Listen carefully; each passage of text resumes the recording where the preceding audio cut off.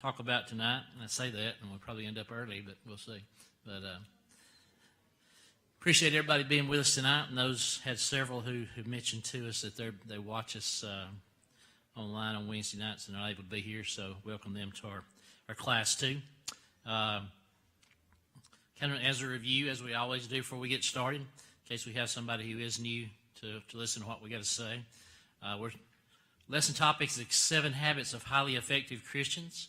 And we've been started out with lesson 1 was an inside-out approach, and we're all the way down tonight. We're on habit number 5.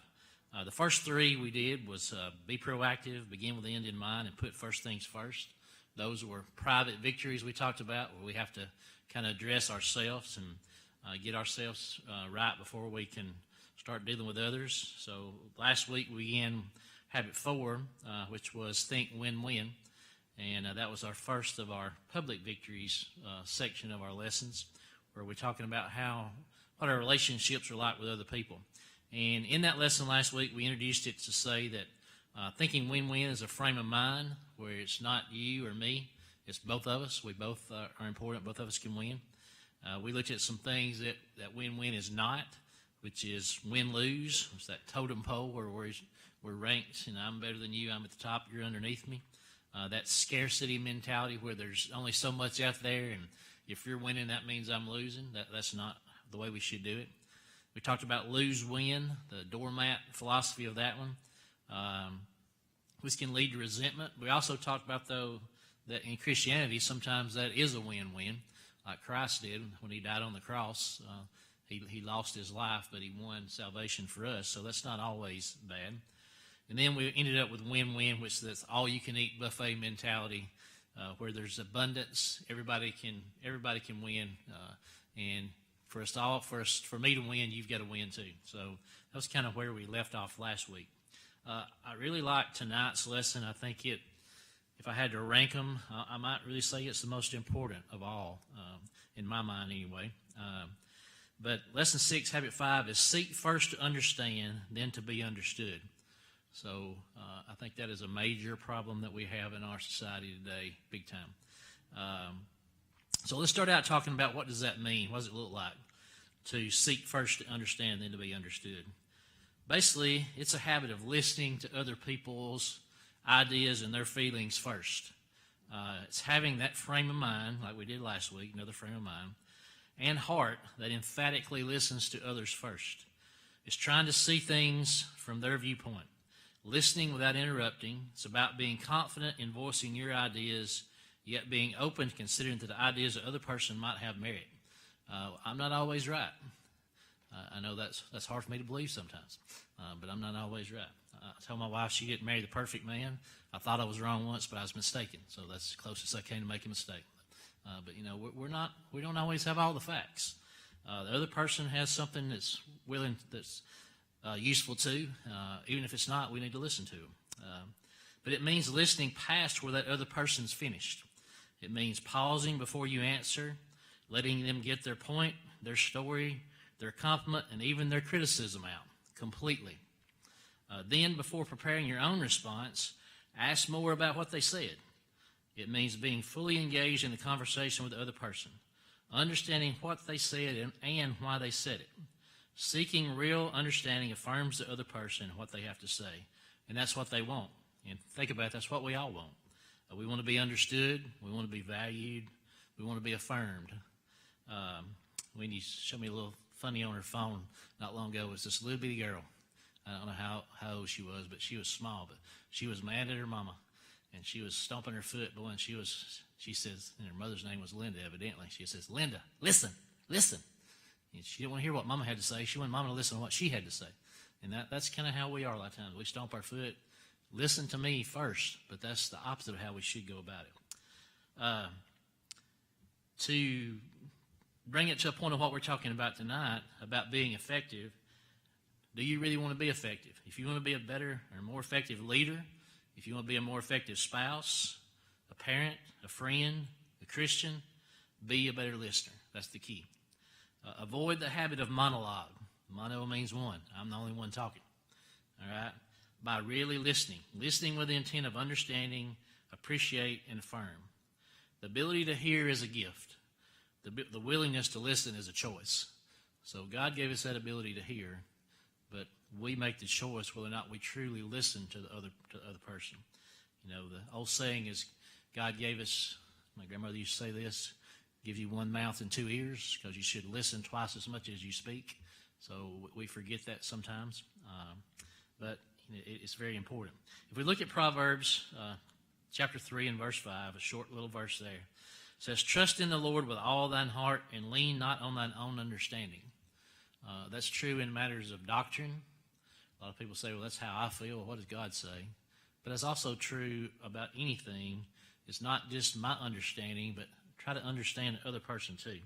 And when we learn to trust God and listen to Him, I think then we'll be a little bit better equipped to listen to our fellow man. And if we don't have God first, then we're probably not going to listen to other people first, because I'm putting myself at the top. That's the reason a lot of people don't want to accept God, is because I want to be God. Not what He says, what I want. I'm the most important. So we kind of have to get away from that.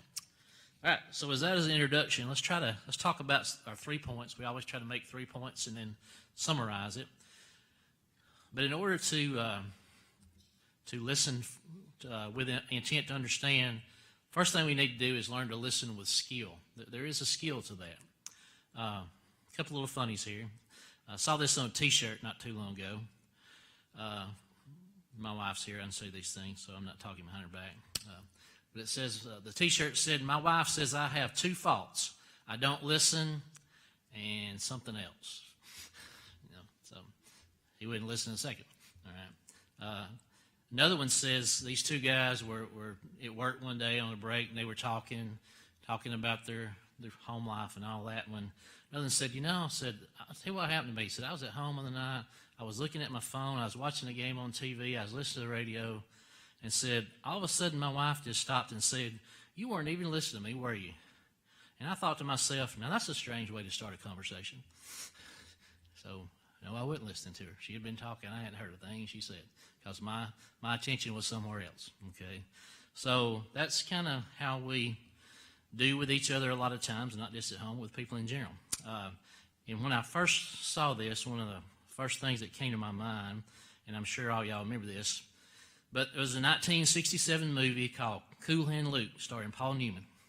And if you remember that movie, he was a prisoner in a prison farm down in Florida, and he was just having a real trouble refusing to submit to the authority in the camp there.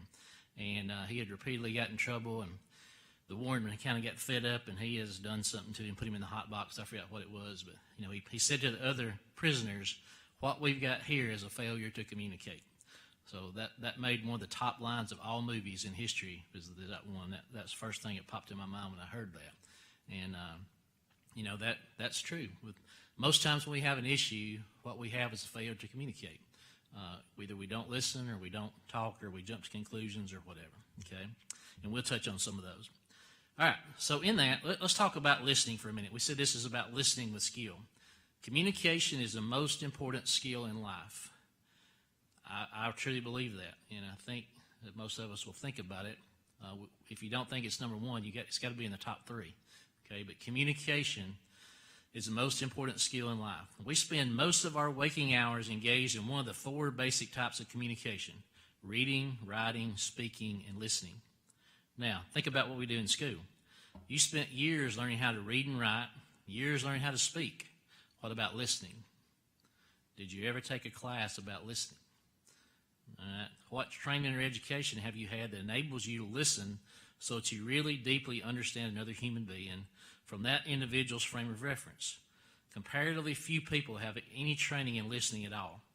And for the most part, the training they have has been in the use of technique. And some of y'all may have that, where you do these techniques, active listening they call it, where you sit there and you look at the person and they speak, and then you repeat what they said. And that's not necessarily a bad thing. I'm not making fun of that, but that is a technique. That's based on technique. That's not based on character, which is what our book makes a point of. Is we're not trying to teach technique. We're trying to teach character, that it comes from character. And that base of building relationships, that's vital to any truly worthwhile interaction you're going to have with anybody, you've got to have a relationship with them first. If you want to interact effective with me, if you want to influence me, whether I'm your spouse, your child, your friend, your neighbor, your coworker, whoever, the first thing you got to do is understand me. And you can't do that with technique alone. And if I sense that you're using technique on me, what do? I shut you down. Because I thought, I don't trust this person. They've got some motive, there's some agenda, they're trying to manipulate me. So I'm not interested in technique. I want to know, do you really, really trust, can I trust you? Can I trust that you care about me and that you're genuinely interested in what I need and what I want and what I've got to say? If you don't do that, you're not going to be able to reach me. So I say me, I'm talking about anybody you're trying to reach. And as Christians, who is that we're trying to reach? The world, to try to bring them to Christ. But also, just going back to the family thing, if I'm going to be an effective Christian, I've got to be an effective father, husband, whatever. I've got to be effective in those roles too.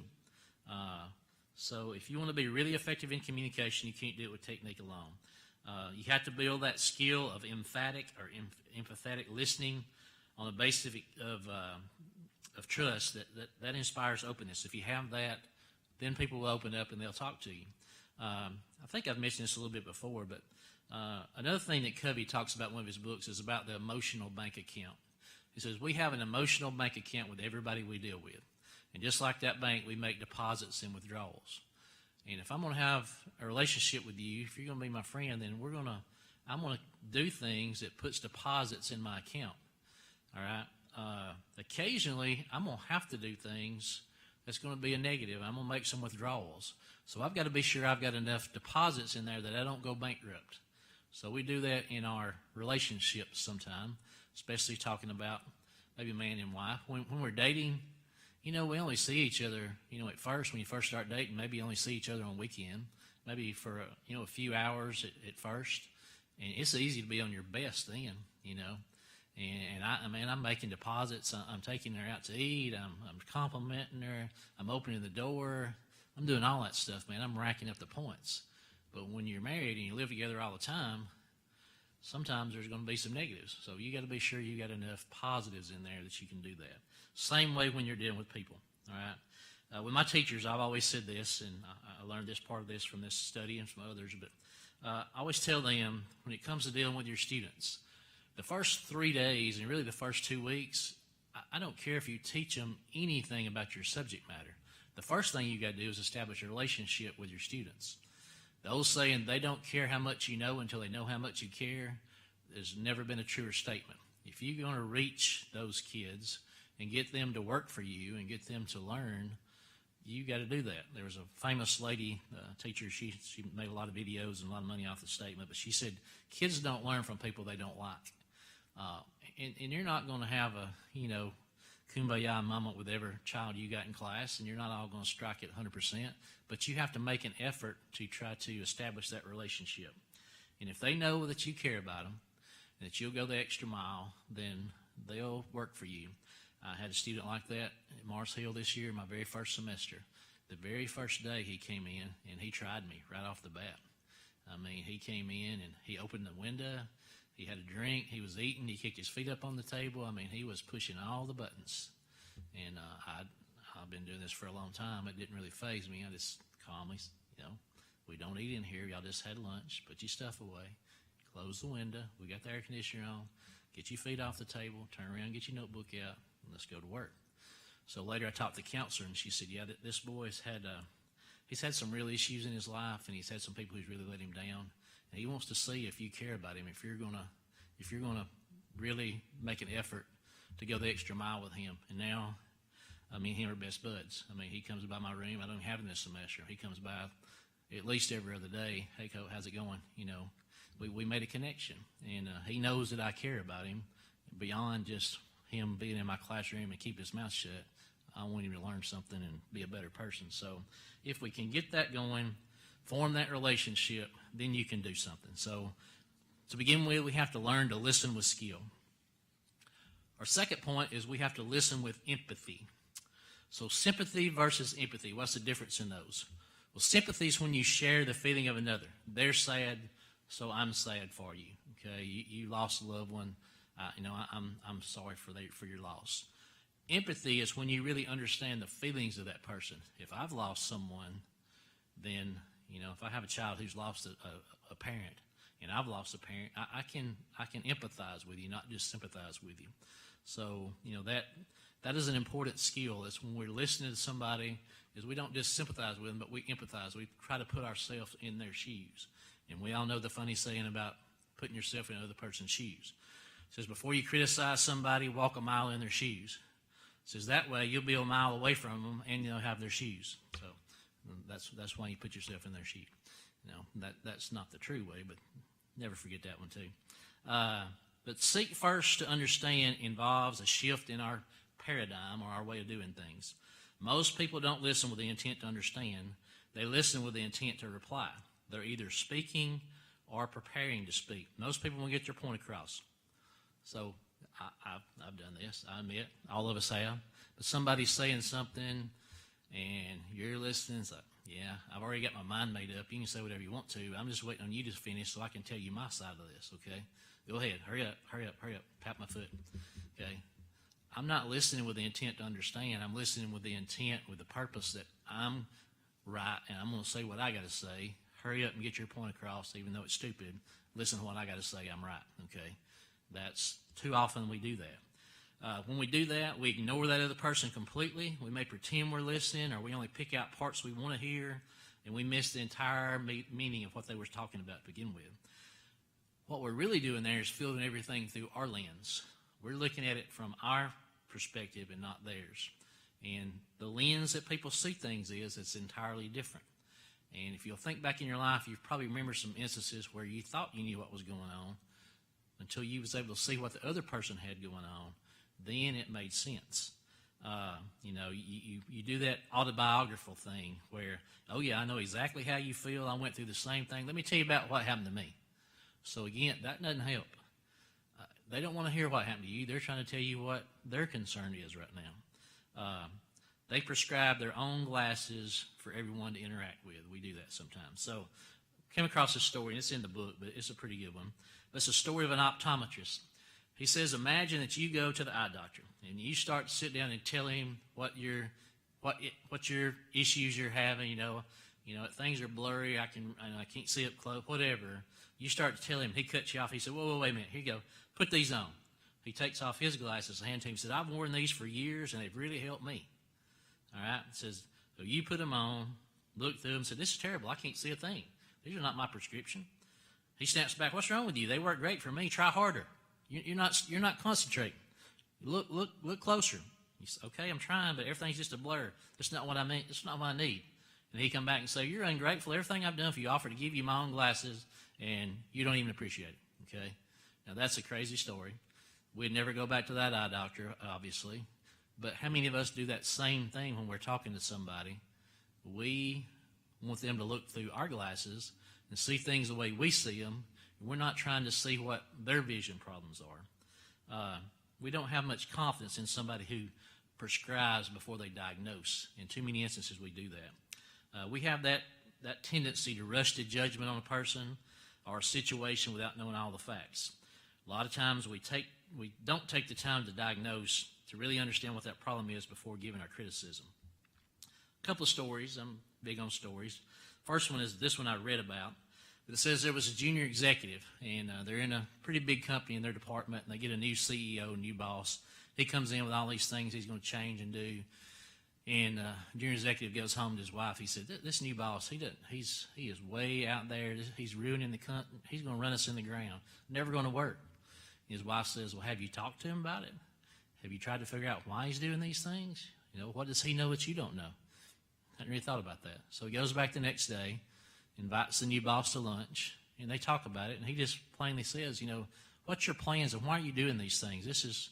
I don't see the logic in what you're doing. And after they sit down and talk, and he sees where he's coming from, he's like, oh, okay, now I get it.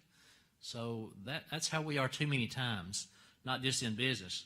Example from my own life, when I was first starting out as a football coach, I was assistant, and the guy that was our head coach He was a good guy, very smart, and we had a really good team that year. And my brothers were on that team. And we came down late in the year. We were chance to win the area championship. And we were behind 2 points in the game. So we had drove the ball all the way down. We were on the 5-yard line. So the clock's about to run down. Coach calls timeout. Calls the team over. He says, okay, time's run down. We're behind by 2. We're on the 5-yard line. We got a good kicker. Let's kick the field goal and win this thing. Quarterback is our kicker. Quarterback looks at him and said, Coach, I can't kick it. He said, what do you mean you can't kick it? He said, I am cramping so bad. He was playing both ways. He said, my calf is just in a knot. I can't kick the football. He said, I just can't. He said, okay, then I guess we're going to go for the touchdown. So we're going to give them the line up. What you do, you give it to your best back behind your best lineman, and you hope you score. Well, we don't score. We lose the game. Fans are going crazy. Hot and idiot. All you had to do was kick the ball. We've got a good kicker. Well, they don't know that during the timeout, the kicker says, I can't kick. So he doesn't have a choice. So we don't always know about what goes into decisions. So if we try to understand somebody's point of view, why they're doing what they're doing, then a lot of times it makes more sense to us. And we have to listen with empathy. Try to put ourselves in that other person's situation and see why they're doing what they are. Our last point is to listen with purpose. And several things we can say about listening with purpose. One of the first things we need to do with purpose is our purpose is that we're not going to assume or jump to conclusions. We need to kind of give that other person the benefit of the doubt. Assume that there is a good reason for what they're doing. Okay, don't just jump to the conclusion that this person's crazy or they're why would they be doing this? Try to first maybe there's a reason for why they're doing that. Okay. Too often we react to hearsay. In criminal court, I'm not a lawyer, but I've watched Law and Order a few times, so it makes me an expert, I guess. But in criminal court, you can't use hearsay evidence. They have rules about that testimony. The rules there prevent judges and juries from relying on second-hand information when they're determining guilt. The goal is to make sure that evidence is as reliable as possible. Now, I understand there are some cases when they can use that if there's other circumstances, but in general, you can't take second-hand hearsay evidence. You have to have somebody who's an eyewitness to what happened, okay? So in the Bible, there's a good story about that in the book of Joshua, chapter 22, and it kind of goes on for several chapters, but 22 is where most of this is, but the story takes place when the children of Israel are about ready to cross the Jordan and go in and possess the promised land. They're going into Canaan. And as they cross, a couple of the tribes who have a lot of herds asked Moses, said, hey, the land of Gilead right here on the east side of Jordan is really going to be, that's a good land for us. Would you consider letting us take our possession here? And this tribe of Reuben, Gad, and half the tribe of Manasseh. So he says, okay, well, let's see. So they said, well, I'll tell you what we'll do. I know we got to go over here, and we're going to, we need our full troops and everything to go in and push all these unbelievers out so we can take the land. We'll fight, and when we're done, we'll come back, and then we'll possess our land on this side. So he says, okay, let's do it. So they do it. And for, I don't know, probably a couple of years or more, they fight just like they're supposed to. They do everything they're supposed to do, and at the end, when everything's done, Joshua's in charge now, and Joshua says, okay, guys, y'all have done great. Appreciate everything you've done. Fighting's done. Y'all can go home, back to your families, take all the riches you've done, your crops, everything. So just one thing, just be sure you continue to follow the Lord. And they said, done, we'll do it. So they march back home. When they get to the Jordan River, they stop. And they've been thinking about this. They said, let's build an altar, and let's build a big altar, one that's really going to be showy. It's going to make a statement. So they build that altar, and then they cross on over. They don't use it. They just build it. Well, if you read in verse 11 of Joshua 22, in the King James Version says, and the children of Israel heard say. They hearsay. They didn't have any facts to back it up. They just heard. The American Standard says they heard a report. Same thing. Okay, but they heard a report that these tribes had built an altar. Well, the reason you built an altar was to offer sacrifices. Well, we all know that's not how it worked at that time. There was one altar, and only the tribe of Levi was authorized to do all the sacrificing. So they gathered up a whole army and said, "We're going to war with our brothers. If they've done that, they've already turned away from God, and we're not having it." So they take off on their, give them one benefit. They didn't bring the whole army. They stopped and they sent the high priest and emissary from each tribe, and they went and they said, "Y'all are way out of line. Look what y'all are doing." And they accused them of doing this, and so they let them speak. And then the leaders of these two tribes, or 2.5 tribes, they said, "Hold on a minute. We did build an altar, but we never intended to use it. It was just for a reminder, because we were afraid we're over here on this side, that in time to come, our children would forget what happened, and your children would forget that we're part of you because we're over here on this other side of the land. This was just there for show. It was just a monument. It was not ever to be used. We were still going back to Shiloh, just like we were supposed to do, and we were offering sacrifice there. We're not rebelling against God. So that if we're doing that, then kill us. But that's not our purpose." So they were, the 10 tribes were acting on hearsay. They were all up in arms, literally, that these people were rebelling against God, when really that's not what they were doing at all. Maybe that's what it looked like. And you could understand, I could see why they would think that, but that's not what it is. And that's how we are sometimes. We see something, and on the outside, I know what that is. I know what that looks like, but maybe it's not. No, give them the benefit of the doubt.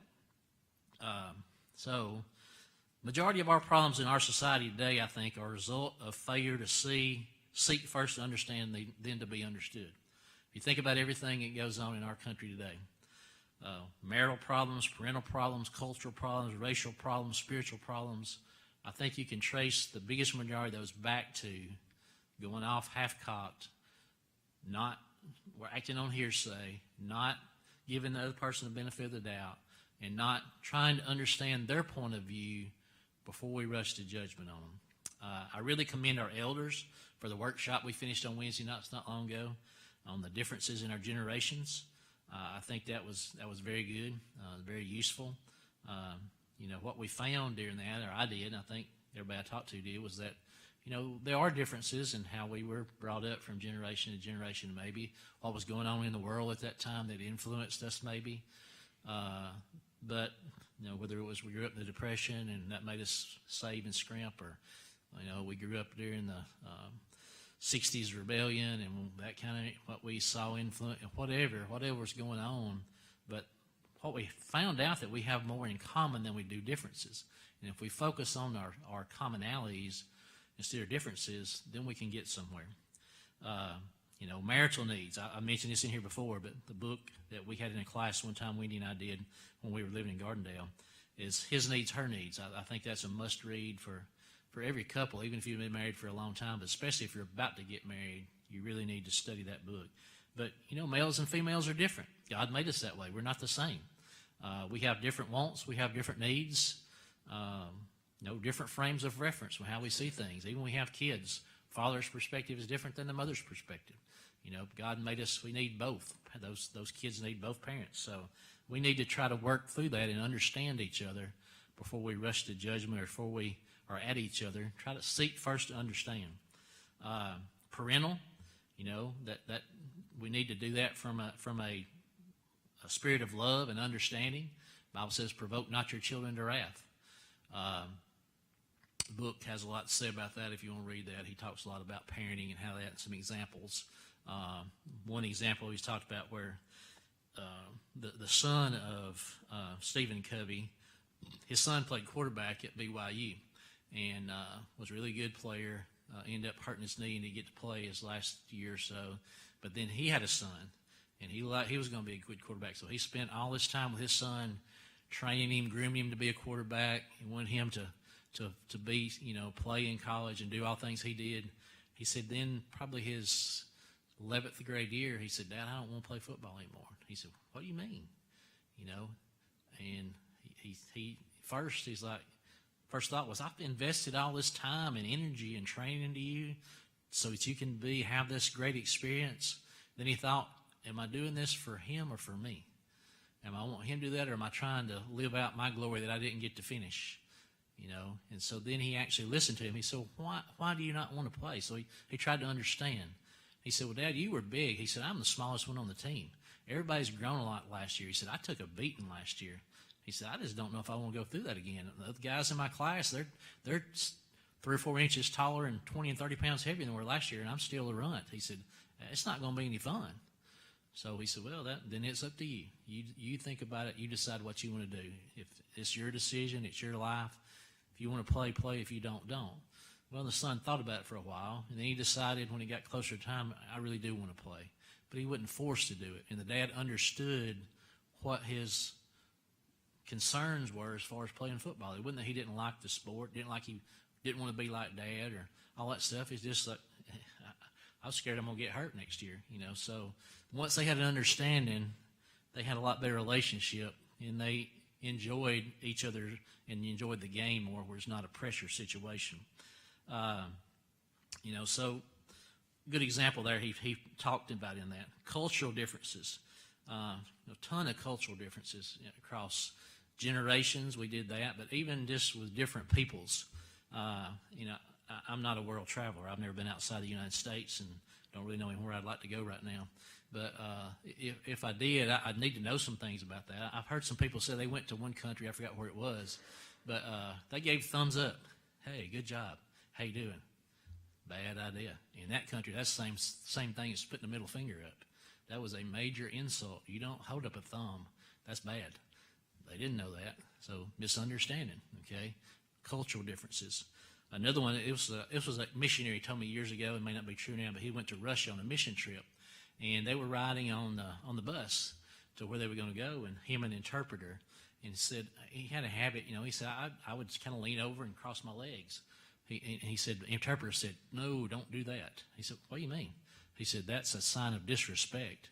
He says the Russian, whatever their leaders were at that time, but the head of the Communist Party at that time, that they thought they were better than everybody else. And that was one thing they did to kind of, and the common man took that as an insult, that you think I'm better. And he said, if you do that, if you're around a bunch of people in Russia and you cock up there and cross your legs, they're not going to listen to you, because that's a sign of disrespect. So he didn't know that. You know, so cultural difference. One other I'll share with you, a little bit more extreme. But a friend of mine I used to know, when he was in college, he went to the University of South Alabama. But part of working his way through school is he worked with the cultural department there at the university and helped the foreign students that were there to try to get assimilated into America and be successful in school and all those kind of things. And he said I had some American students come to me. They said, will you talk to these guys? I think they were Turkish or somewhere along there. He said, what do you want me to do? He says, they stink. He said, they have body odor. He says, ask them to wear some deodorant or something. He said, man, it's really offensive. He said, yeah, it's not going to be fun, but okay, I'll go talk to him. He said, I went and talked to him. When I got there, the Turkish students want to talk to him. Said, we got an issue. He said, what is it? He said, well, we kind of hate to bring this up. You know, we're visitors here, and we're happy for being in the States and all that. He said, but the smell of Americans is really offensive. So they thought it was offensive how they smelled. They thought it was offensive how Americans smell. He said, they wear so much cologne and perfume. He said, it's just, I can't stand up in a room with them. It knocks me out, you know. So different how you were brought up, what your culture is, different things. So if you try to see through the other person's lens, you say, well, maybe they think that about me, not just me about them. And then we talk about racial. There's probably more racial unrest in our country than there has been in 40 or 50 years. On a daily basis, I don't really see that. I think it's liberal media playing it up and trying to stir up trouble. That's my conspiracy theory there, I guess. But, you know, when it all comes down to it, Galatians 13:28 with God says there's neither Jew nor Greek, slave nor free, male nor female, but all are one in Christ. So when it comes to us as Christians, God doesn't see that. He doesn't see us as different colors. He doesn't see us from different races. We're all just his children. It's all the same. But I talk about sports a lot. The great equalizer for all culture, if you'll look at it, is sports. For sports teams to be successful, they all have to come together and work together.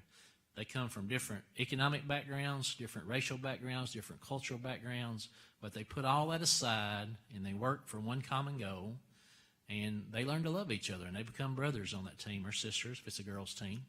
I've witnessed that. I saw that. When we moved to Sylacauga to teaching coach many years ago, I got there, and Sylacauga was a unique town. It was a really good place, some great people there. And we had a really good football team that year. And I was a running backs coach that year with the varsity. And when I came in, they told me, they said, now, this is a different group. I said, what do you mean? I said, they said, we are very diverse. He said, where we're located here. He said, we got kids that live over here in these $1 million homes. So we got kids that live down here in Weguffka out in the country boys driving their four-wheel drives with their skull ring in their jeans pockets. He says, we got middle-class kids over here. We got country kids that are black kids out in the country. We got them that live up here in the project. Said, we got all of that, and it has to come together in one team. So that's our challenge. And I thought, okay, kids are kids, okay. But sure enough, about the first week of practice, we had a little racial issue. We had a white boy and a black boy who kind of got an issue in the locker room after practice one day, and it was really nothing. Got blown way out of proportion. It wouldn't have mattered if they were green and yellow. It was just two boys being boys. And the problem with that, though, is that the one boy, his dad was a preacher of this group who really liked to stir up trouble. So this could have really blown up not just the team, but the whole town. But our head coach, Coach John Blackman, he did a great job of bringing all the kids together, working that out, talking with the parents, and it instead of being a stumbling block, it became a rallying point. And that team really pulled together and really grew to love each other. And they were truly brothers from all those different backgrounds came together, and we had a great year. And that was a season I'll never forget, not just because of the wins we had and the success we had, but because of the attitude of those kids and how much they loved each other. Like I said, I was running backs coach, and we had a boy, and he was a senior coming up. He missed the first few days of practice. He'd had a little family issue, and he had to be away. And he, just to be honest, he really didn't trust white people. And he came in, and he was kind of, when he first came back, Coach said, he's fifth string. I said, fifth string running back? I said, Coach, he looks good. He said, he is. He got a lot of ability. He said, but he's going to have to prove himself. He had a bad attitude last year. Well, he came back. When he came back, he was over there on his own, working his tail off. I mean, running extra, doing extra drills, just everything. He couldn't go in pads. You have to be in shorts for 3 days before he could put on pads. We were already in pads. But he came back. The first day he put on pads, he went from fifth string to second string because he hurt the three boys in front of him in practice that day, running over them. So he moved up the chart really, really quick and ended up being one of our team captains, one of the greatest kids you'd ever have.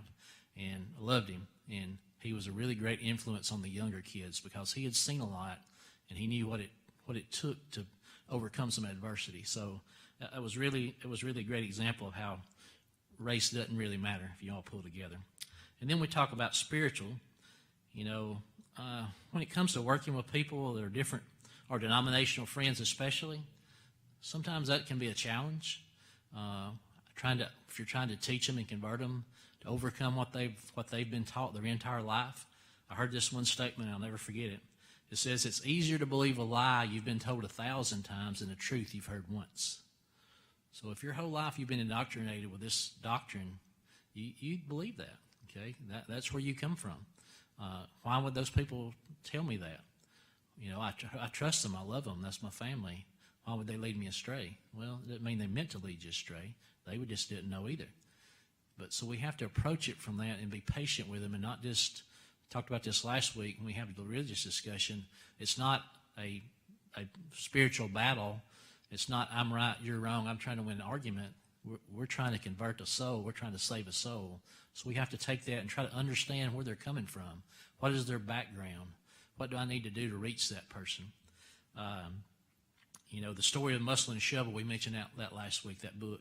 But in that story, Randall there, the Christian, was trying to convert his coworker, Mr. Mike. And in that, he built a relationship with him. And he asked him questions, and he actively listened. If you remember in the book, he said, well, are you a Christian? Yeah, I am. How did you get to be a Christian? He asked him about his conversion story. He said, well, I went to, when I was 10 or 11, I went to a revival, and they told me to come down. They prayed the sinner's prayer and told me I was saved. He said, were you baptized? He said, well, later. He said, but that didn't have anything to do with your salvation? He says, no, I was saved before that. So that he had to find out where they were, understand what he had been taught, and then work with him over a period of time to work out what he really needed to know. A great story that, I love this story, is one of my favorites in Acts. Acts chapter 18, verses 24 through 28. And we'll just read it. We got just a minute. It says, now a Jew named Apollos, an Alexandrian by birth, an eloquent man, came to Ephesus, and he was proficient in the Scriptures. This man had been instructed in the way of the Lord, and being fervent in spirit, he was accurately speaking and teaching things about Jesus, but being only acquainted with the baptism of John. And he began speaking boldly in the synagogue. But when Priscilla and Aquila heard him, they took him aside and explained the way of God more accurately to him. So here was a man who was very fervent, and he was preaching eloquently, and he was speaking boldly in the synagogue to the Jews about Jesus. He just didn't know the whole story. So they took him aside and explained it to him, the whole story, what he needed to know, and from there then he went on and did great things. So they didn't go into that attack mode. They took him where he was, up to John. Let's go from there and let's see what happened after John. And was able to convert this man and really have a man who was really a great asset to the church and to the beginning of the church in Acts, when the church was beginning. So they did it in love, and that's the key. If we really care about somebody, if we really love them, whether it's our family member or a complete stranger, we're supposed to love them all. Then we're going to take that attitude that I'm going to seek to understand you before I ask you to understand me. And if both of you do that, think where you'll go. And if only one of you do it, one is better than none. If neither one of you do it, you're going to get nowhere. If at least one of you's trying, you can get somewhere. So our goal is usually, though, if they'll see that you care, they'll come around and they'll start to care. And you won't win them all, but that's a way to be more effective as a Christian. That's our goal anyway.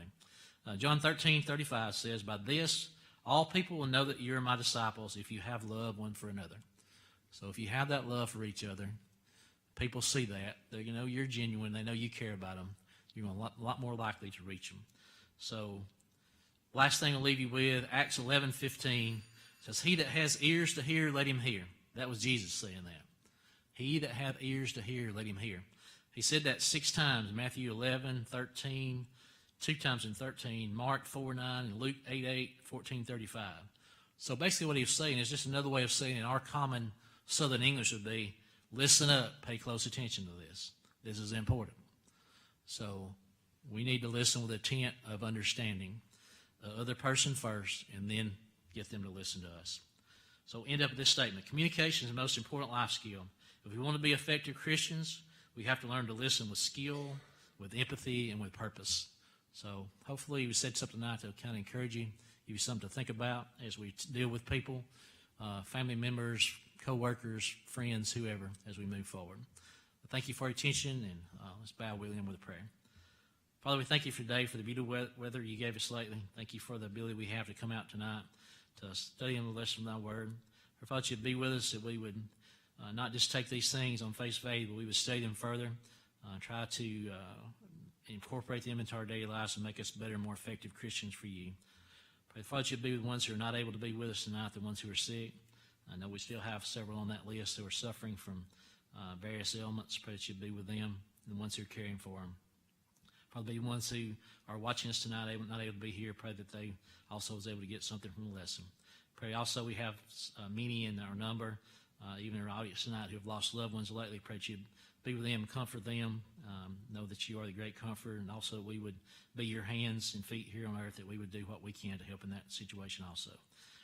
You know, we fail you from every day, and we sin from almost on a daily basis. Pray that you would forgive us those sins. We ask forgiveness, and finally save us in heaven is our prayer in Christ's name. Amen. Thank you for being here.